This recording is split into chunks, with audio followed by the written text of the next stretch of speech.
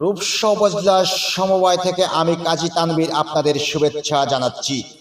দিনব্যাপী ব্রাহ্মণ প্রশিক্ষণ অংশগ্রহণ করেন সমবায় সমিতির সদস্যবৃন্দ। সভাপতিত্ব করেন সমবায় রূপসা প্রধান অফিসার মোহাম্মদ ফরিদ হোসেন এবং ছিলেন রূপসা উপজেলা নির্বাহী অফিসার সানজিদা রিক্তা প্রধান অতিথি। সেই দৃশ্যপট আপনাদের মাঝে তুলে ধরছি আমি কাজী তানভীর। এখন কথা বলছেন রূপসা উপজেলা বিদায়ী সমবায়ী অফিসার দেবাশিস বাবু। সেটাই আপনারা দেখতে থাকুন। এক অমায়িক মানুষ কিছু প্রশ্নের উত্তর দিচ্ছেন এই দেবাশিস স্যার।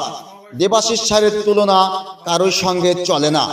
খুবই একজন ভদ্র মানুষ। আজ রূপসা থেকে তিনি বিদায় নিয়ে খুলনাতে চলে যাচ্ছেন। ব্যক্তিকে মনোনীত করিবেন যিনি সমিতির সদস্য নয়েন। প্রথম কথাটা আগে আসে, অর্থাৎ বলতে এবং একটি গুরুত্বপূর্ণ প্রশ্নের তিনি উত্তর দিচ্ছেন। যিনি ওই সদস্যের মৃত্যুর পর তাহার শেয়ার। আসলে দেবাশিস স্যারের কথা ভোলার কথা না। খুবই একজন ভদ্র মানুষ এবং সমবায় নেতৃবৃন্দ স্যারের কথা সবাই শুনছেন মনোযোগ দিয়ে। সেটাই আপনারা দেখতে থাকুন। এখানে বলা হচ্ছে যে গ্রহীতা আইনের ধারা 40 মোতাবেক প্রাথমিক সময় মনোনীত গ্রহীতা